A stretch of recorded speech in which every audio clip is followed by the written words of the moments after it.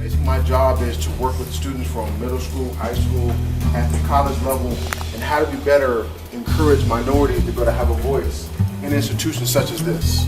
Okay, so today what's really important is that you reflect on this academic experience in which you have and be honest, because one of the things is that your leadership wants to understand how they can better serve you. The students that you have here today from the university are interested in this type of work and how can they better support students like yourself. And so we're going to ask questions, and the questions, like you said, be candid and as frank as possible. We try to make they try to put the questions and make them as plain as possible, but the idea is to get your feedback so it can be this partnership. Because what you'll learn as you get older, a lot of times you'll find that curriculum and things that you engage in sometimes doesn't reflect your best interests. Okay? And so they're trying to figure out how they can best support you so you can succeed. Because as they start going over this data, this information, that is a direct result of you guys, it's going to be real important that you give us feedback so we can find better ways to support you. And these students here that I work with directly at the institution want to find ways that we can possibly support you as well. And so I hope, again, to encourage you guys to use your voice and have a plain conversation with us. If you have difficulties with it or questions, this is a great place to ask, because all of us have incredible experience doing this type of work. So what we do is hope you take advantage of this time.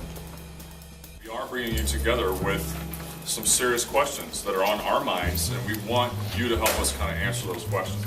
There really is no right or wrong answer to these questions. These are kind of like your life experience, your answers, and your opinion and how you feel. So it's not about like, well, that's right, that's wrong. It's about what people think about how the system works, okay? If I was ASB president at McKnight, here's something I would do differently at the school. There were other questions about describe an experience you've had where you thought you were treated unfairly. And when you think about your experience at McKnight, what things come to mind in terms of how you answer those questions? People I get in trouble for, like principal and people like that, they have meetings about me, and that's how I get labeled. Like they start looking at me more to see what I'm gonna do next. Somebody else have their hand up, right? Yeah, it's kind of like what he said. After you get in trouble the first time, and all the teachers like label you as the bad guy, you're more prone to getting in trouble the next time because then they have a lower tolerance level for you. I want to say that sometimes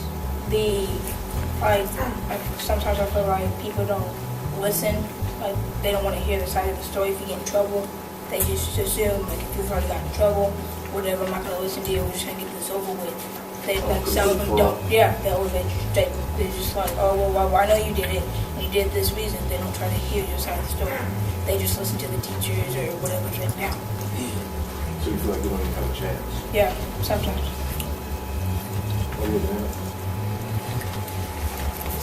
Judy, were you agreeing with Yeah. that? What do you say about it?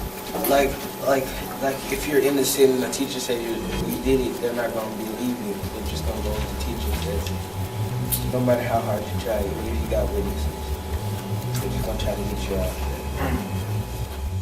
I hope, and we're hoping with the partnership with the UW-Bothell support and just kind of an ongoing dialogue with them as well, the hope is that we can do something more on an ongoing basis to at least keep the communication going and kind of keep revamping some of the things that we do.